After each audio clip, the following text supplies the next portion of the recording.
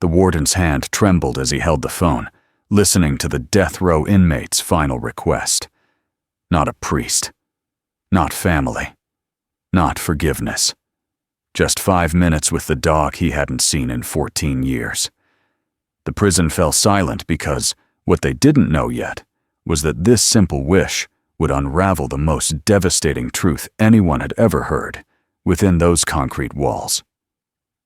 But how could a dog hold the key to a condemned man's soul? Before we continue, hit subscribe and let me know in the comments where you're watching from. Andy Dixon sat on the edge of his narrow cot in cell block H, hands folded between his knees, staring at the gray concrete floor.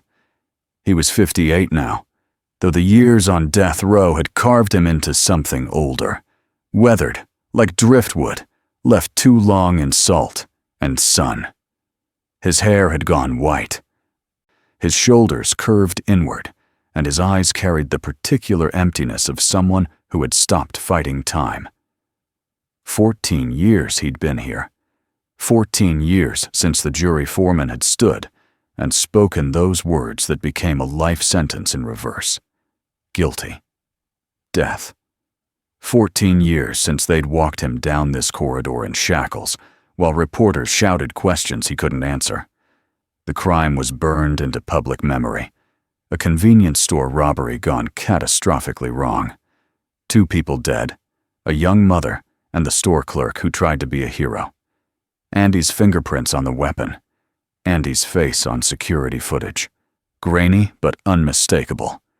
Andy's car fleeing the scene. The evidence had been overwhelming, suffocating, absolute. He'd maintained his innocence at first, desperately. Then, as the years stretched and appeals failed, he'd gone quiet. Not because he'd accepted guilt, but because he'd accepted that the truth was a luxury the world had decided he didn't deserve. Now, with his execution date set for Friday morning, 72 hours away, Andy had one final request. He wanted to see his dog. Warden James Carver stood in his office, holding the written request like it might contaminate him. He was a practical man, 58, with iron gray hair and a face that had learned to show nothing. He'd overseen 9 executions in his career. Each one had chipped something away from him. But he'd learned to compartmentalize, to see each death row inmate as paperwork rather than a beating heart. This request, though, this stopped him. My name is Andy Dixon, inmate 4721. In 3 days, I will be executed for crimes I have carried the weight of for 14 years. I don't ask for clemency. I don't ask for delay. I ask only for 5 minutes with my dog, Bailey, if she still lives. I don't know if she remembers me. But if there's any mercy left in this world, I'd like to say goodbye to the only soul who never judged me. Carver set the paper down and rubbed his eyes. He'd seen men request final meals, final phone calls, final meetings with estranged children. He'd seen men request nothing at all, walking to their deaths with blank resignation. But a dog. That was new. He picked up the phone and dialed his deputy. Henderson, I need you to track down a dog. Golden retriever, probably ancient by now. Name's Bailey. Last known owner, Andy Dixon. Start with animal control, shelters, vet records. What Carver didn't know yet was that finding Bailey would lead them straight into the truth Andy had carried alone all these years.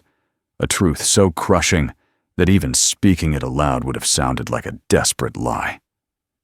Deputy Warden Abigail Henderson was 37, with sharp eyes and sharper instincts. When Carver handed her the assignment, she read Andy Dixon's file with the thoroughness she brought to everything. The crime scene photos were brutal. Blood pooled on linoleum tiles. A young woman slumped near the refrigerated section. The clerk behind the counter, 22 years old.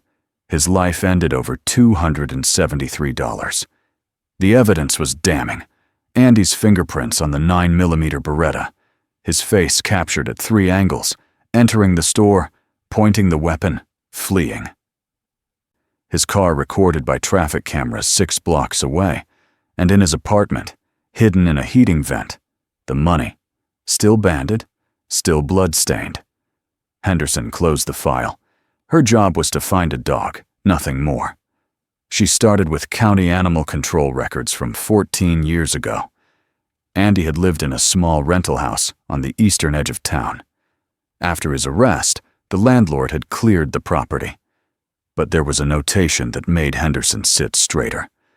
Dog removed by neighbor, Margaret Garza, 437 Maple Drive. Golden Retriever, female, approximately 7 years old. Owner declined surrender to shelter. Henderson ran a property search. Margaret Garza still lived there. 73 years old now, widowed, no criminal record. The drive took 20 minutes through neighborhoods that wore their decline like badges.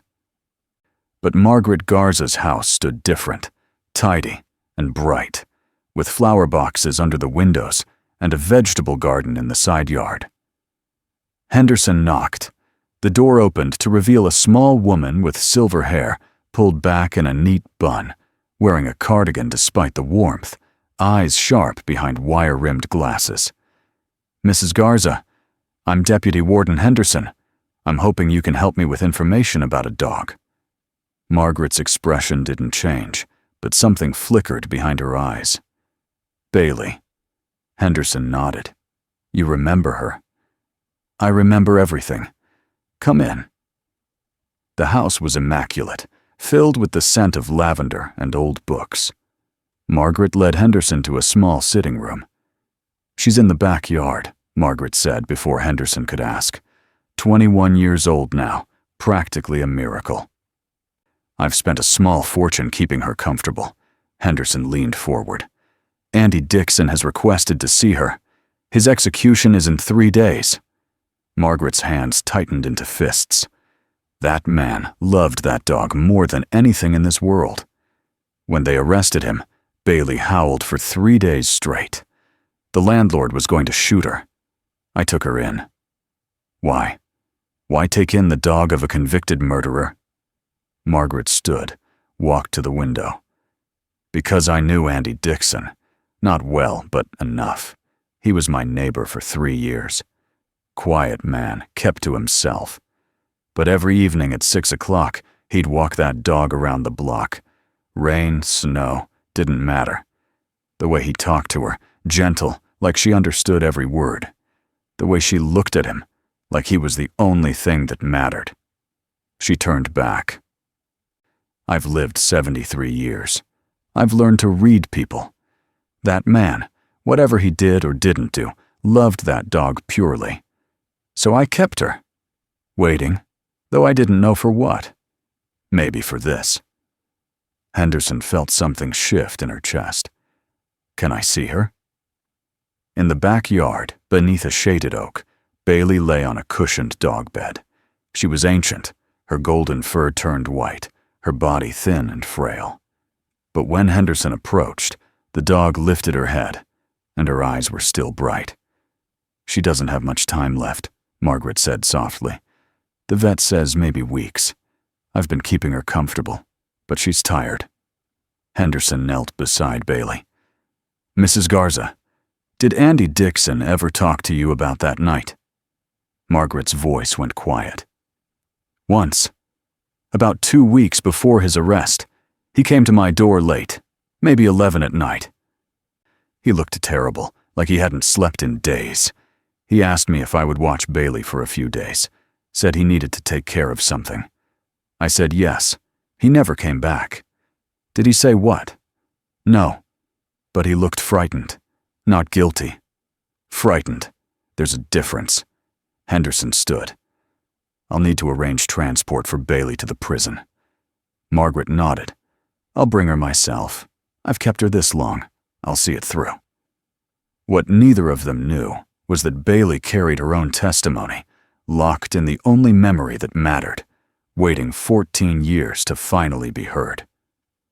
Back at the prison, Henderson compiled her report, but couldn't shake Margaret Garza's certainty. Something about the old woman's conviction that Andy Dixon had been frightened, rather than guilty, lodged in Henderson's mind like a splinter. She pulled Andy's file again, this time looking for gaps instead of conclusions. The investigation had been swift, almost perfunctory. Evidence collected, suspect arrested. Case closed within 72 hours. The prosecutor had called it textbook, but Henderson had been trained to ask questions others forgot. She started with the timeline. The robbery occurred at 10:47 p.m. on a Thursday. Security footage showed Andy entering at 10:45 p.m., alone, wearing a dark hoodie. 2 minutes later, shots fired. By 10:49 p.m., Andy was captured fleeing. By 11:03 p.m., his car was spotted 6 blocks away. By 2:15 a.m., police had surrounded his apartment. He'd surrendered without resistance, claiming he'd been home all evening, alone with his dog. Henderson pulled the witness statements. 3 witnesses described: male, medium build, dark clothing, approximately 6 feet tall. Andy Dixon was 5'10". Close enough, the detectives had decided. She pulled the forensic reports next. Andy's fingerprints on the weapon, clear and unmistakable. His DNA on the hoodie found in his closet. The stolen money hidden in his heating vent, exactly where an anonymous tip had told police to look. Anonymous tip. Henderson circled those words. Who had called it in? The report listed only concerned citizen, a man's voice, brief and specific. He'd known exactly where the money was hidden. She called the evidence room and requested the original Beretta. It arrived in a sealed bag. Henderson pulled latex gloves and examined the weapon. The trigger guard showed wear consistent with left-handed use. Andy Dixon was right-handed. It was in his file, noted in the medical section. A small detail, maybe meaningless, but Henderson had learned that truth often hid in small details. She pulled the interrogation transcripts. Andy's story had been consistent across 14 hours of questioning. He'd been home. He'd walked Bailey at 6 o'clock. He'd made dinner, watched television, gone to bed around 10. He had no alibi beyond his dog. He couldn't explain the fingerprints, the footage, the money. He'd maintained his innocence even as the evidence crushed him. His lawyer had advised him to plead guilty, to accept life without parole instead of risking death. Andy had refused. I didn't do this. I don't know how to prove it, but I didn't do this. Henderson closed the file and sat in the gathering dark. Somewhere in cell block H, Andy Dixon was counting down his final hours. And somewhere in a house on Maple Drive, an ancient dog was waiting. But Henderson's instincts whispered that she was missing something critical. She picked up the phone and called Carver. Sir, I found the dog. Margaret Garza has been caring for her for 14 years. She's willing to bring Bailey to the prison. Good work. Arrange it for tomorrow morning. Sir, there's something else. I've been reviewing the case file. There are inconsistencies. A long pause. Henderson, Andy Dixon has exhausted every appeal. What inconsistencies? The timeline, the weapon wear patterns, the anonymous tip. Nothing conclusive, but enough to make me wonder. Another pause, longer. Wondering doesn't change outcomes. Arrange the dog visit. That's all we can do now. Henderson hung up, but the wondering had already taken root.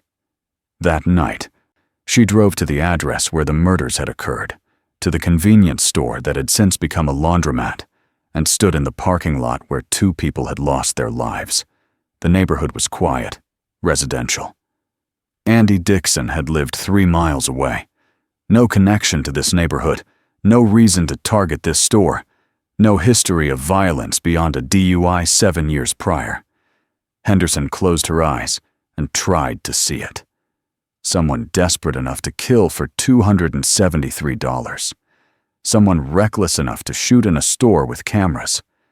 Someone who fled but wasn't caught on any other surveillance between the scene and Andy Dixon's apartment. Unless Andy Dixon hadn't fled at all, unless someone else had, someone who knew exactly how to make certain Andy took the fall. When Henderson returned to her car, her hands were shaking, because if that were true, then they were about to execute the wrong man, and there were only 60 hours left to prove it. But what she didn't know was that the proof had been waiting all along in the form of an aging golden retriever who remembered everything about the night her master disappeared. Friday morning arrived cold and gray. Andy Dixon had not slept. He sat on his cot watching the light change through the small window, his last sunrise. But now that it was here, he felt only strange, quiet calm. At 7 o'clock, Warden Carver appeared. "Dixon, you have a visitor." Andy stood slowly. "Bailey?" Carver nodded. "You've got 15 minutes. We extended it." They walked him through the corridors in handcuffs. Henderson walked beside them, her expression tight and troubled. The meeting room was small, neutral, with concrete walls and fluorescent lighting. In the center sat Margaret Garza, and at her feet, on a thick cushion, lay Bailey. Andy stopped in the doorway. For a moment he couldn't move, couldn't breathe. 14 years collapsed into nothing. He was 44 again, walking his dog around the block at 6 o'clock, talking to her about his day, about the loneliness that had become his constant companion. Bailey had been his anchor. Now she was dying, just as he was. But she lifted her head, and her tail, which hadn't moved in months according to Margaret, began to wag. Slowly, then faster. "Oh God," Andy whispered. His legs gave out. He fell to his knees, and the sound that came from him was something between a sob and a prayer. Carver removed the handcuffs without being asked. Andy crawled forward until he reached Bailey. The old dog struggled to her feet, whining, pressing her nose against his face, his neck, his hands, breathing him in like she'd been waiting 14 years for this exact moment. Andy buried his face in her fur and wept. Great, shaking sobs that came from somewhere so deep inside him that everyone in the room had to look away. Everyone except Henderson, who watched with laser focus. "I'm sorry," Andy whispered into Bailey's fur. "I'm so sorry I left you." Bailey licked his face, his tears. And then Bailey did something extraordinary. She pulled away from Andy, turned, and walked unsteadily to the corner where Henderson stood. The old dog looked up at the deputy warden, then back at Andy, then back at Henderson. She barked once, a rusty sound that hadn't been used in months. "What's she doing?" Carver asked. Margaret Garza stepped forward, her voice sharp with sudden understanding. "She's trying to tell us something. She always did this when something was wrong, when Andy was in danger. She'd alert, then try to lead someone to help." Andy had gone very still. "Bailey." "Here, girl." But Bailey didn't return. She barked again, then walked to the door, looked back at Henderson, and barked a third time. Henderson's mind was racing. She knelt beside Bailey. "Mrs. Garza, you said Andy came to your door 2 weeks before his arrest. The night he looked frightened." "Yes." "Did Bailey act strangely that night?" Margaret thought for a moment. She was agitated, kept pulling at Andy's sleeve, trying to pull him away, like she wanted him to run. Henderson stood and turned to Andy.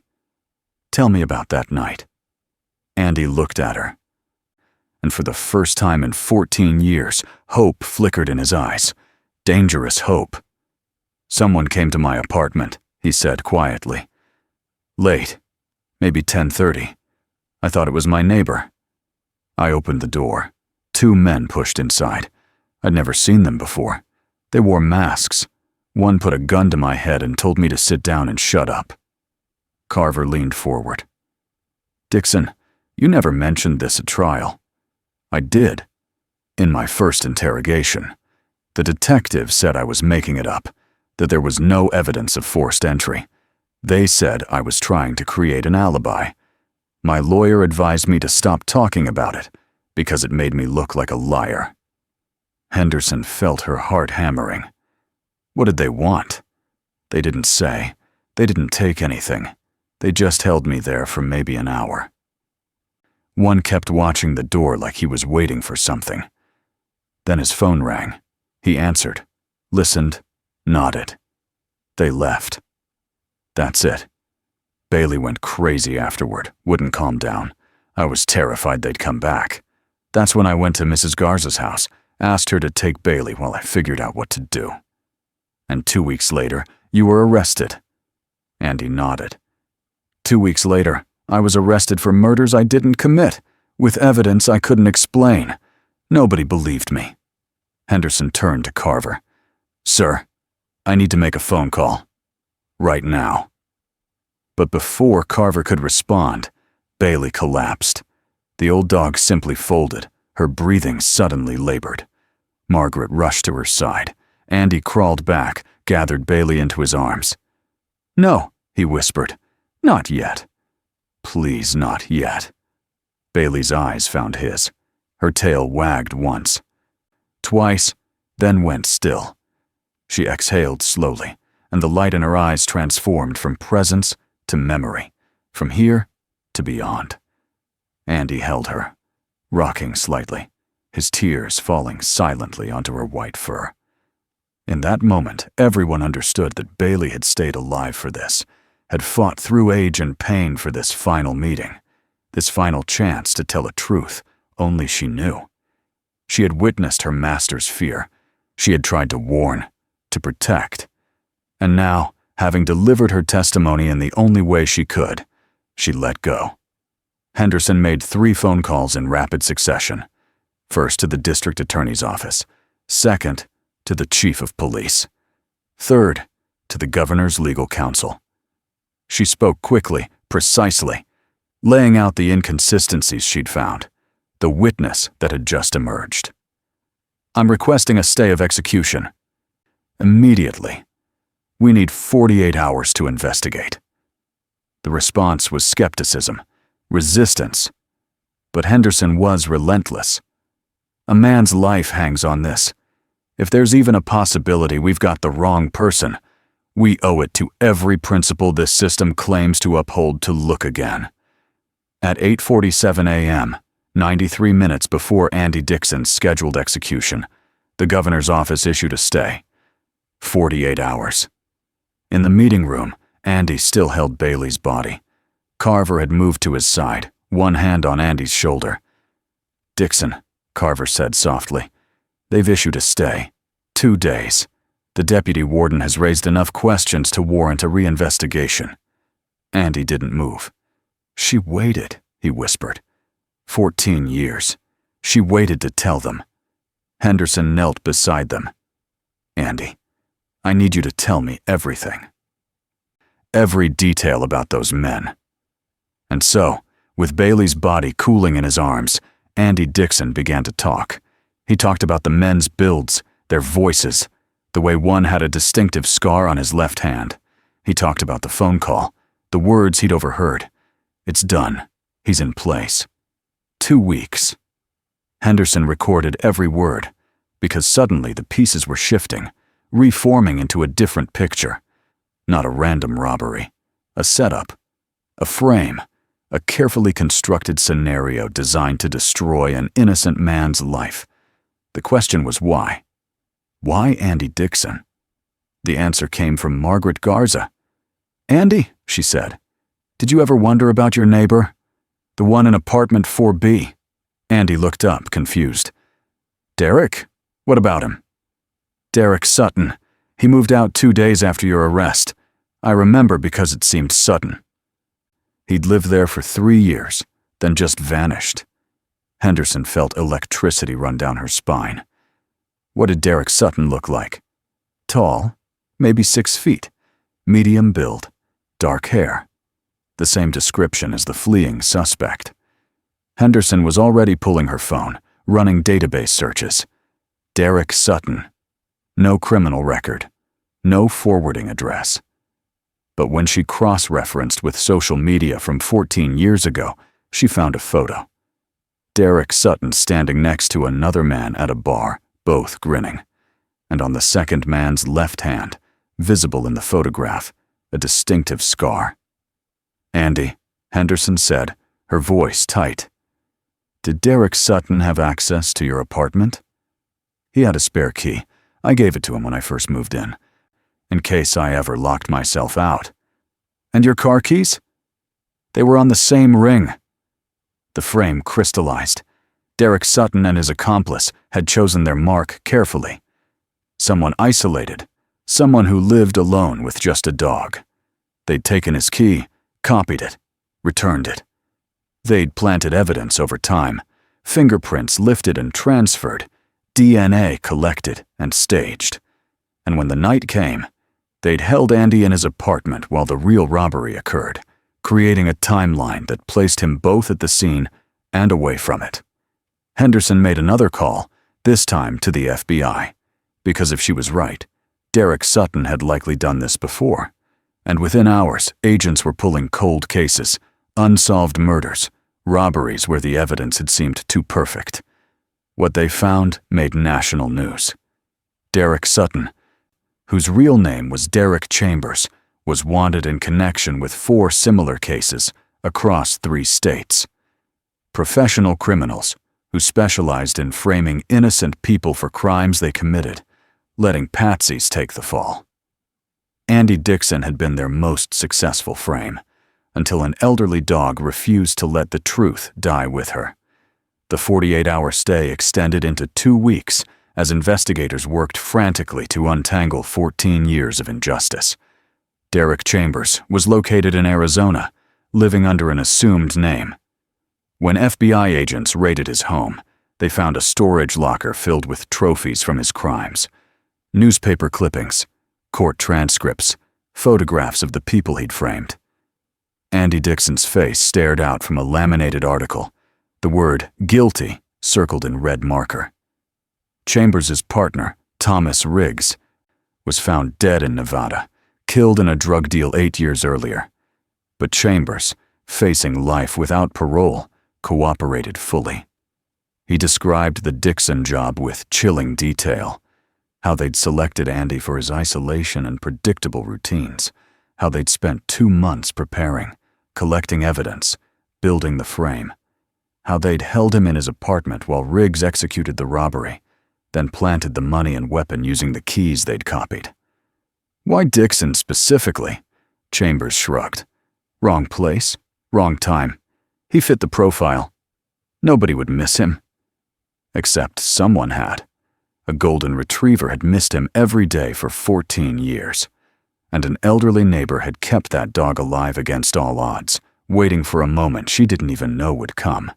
On a gray Tuesday morning in late October, Andy Dixon walked out of the correctional facility a free man. The governor had issued a full pardon, and the state had begun processing what would become one of the largest wrongful conviction settlements in history. But Andy, standing in the autumn sunlight for the first time in 14 years, didn't think about money or vindication. He thought about Bailey. Warden James Carver met him at the gate. They stood facing each other, 2 men on opposite sides of justice, now united by the knowledge of how fragile truth could be. "I'm sorry," Carver said. The words were inadequate, but they were all he had. Andy nodded slowly. "You saw it when it mattered. You let me have those 15 minutes. That's enough." Deputy Warden Abigail Henderson approached, carrying a small wooden box. "Margaret Garza asked me to give you this, Bailey's ashes. She thought you should have them." Andy took the box, held it against his chest. His throat worked, but no words came. Henderson wasn't finished. "The victims' families have been informed. They want to meet you when you're ready. They want to apologize." "They have nothing to apologize for," Andy said. "They lost people they loved. They needed someone to blame. I just happened to be in the way." Over the following months, Andy Dixon became an unlikely advocate for criminal justice reform. He spoke at law schools, at police academies, at judicial conferences. He told his story without bitterness, focusing instead on the systemic failures that had nearly cost him his life. The rushed investigation, the tunnel vision, the ignored details. But mostly, he talked about Bailey, about the loyalty of a dog who never forgot, about the neighbor who kept faith when the system didn't, about the deputy warden who asked the right questions when everyone else had stopped asking at all. Margaret Garza attended every one of his speeches, sitting in the front row. Afterward, they would have coffee, and Andy would tell her stories about Bailey when she was young, about the walks around the block, about the way she'd sleep at the foot of his bed, always alert, always protecting. "She saved my life twice," Andy said during one of these conversations. "Once by being there when I had nobody else, and once by refusing to let me die for someone else's crime." Margaret smiled. "She loved you. Simple as that. Dogs don't know how to love halfway." On the first anniversary of his release, Andy returned to the correctional facility, not as an inmate, but as a visitor. He met with Abigail Henderson, who had since been promoted to warden of a different prison, bringing her reform-minded approach to a system desperate for change. They sat in her office, drinking coffee, talking about the cases she'd reopened since Andy's exoneration. 6 more wrongful convictions uncovered. 6 more lives returned. "Bailey started something," Henderson said. "That moment when she tried to communicate, when she forced us to see beyond the evidence to the truth behind it. That changed how I look at every case now. I ask myself, what am I missing? What small detail holds the key?" Andy set down his cup. "I've been thinking about getting another dog. I wasn't sure if I was ready, but I think Bailey would want me to." Henderson smiled. "I think Bailey would demand it." He did get another dog, a rescue golden retriever puppy he named Hope. And every evening at 6 o'clock, Andy walked her around the block, talking to her about his day, about the letters he received from other wrongfully convicted people, about the slow, difficult work of rebuilding a life after years in the shadow of death. Sometimes during these walks, he felt Bailey's presence beside them, not haunting, guiding, reminding him that love transcends time and injustice, and even death itself. That loyalty is not measured in years, but in the courage to keep believing when the world has stopped. The convenience store where 2 people died had long since become a community center. On the wall inside, a plaque memorialized the young mother and the college student whose lives had ended there. And beside it, added years later, another plaque. Smaller. Simpler. In memory of Bailey, Golden Retriever, 2003-2017, who taught us that truth waits patiently and love never forgets. Sometimes justice needs 4 legs and a pure heart to remind us what we're supposed to be fighting for. Andy visited that plaque often, running his fingers over the engraved letters, feeling the weight of what Bailey's life had meant. She'd been 7 years old when he left, expected to live maybe 10 or 12 years. She'd made it to 21, defying biology, staying alive through sheer will and the promise of one final moment with the person she loved most. That moment had saved him. And in saving him, it had revealed the truth to a justice system that had stopped looking for it.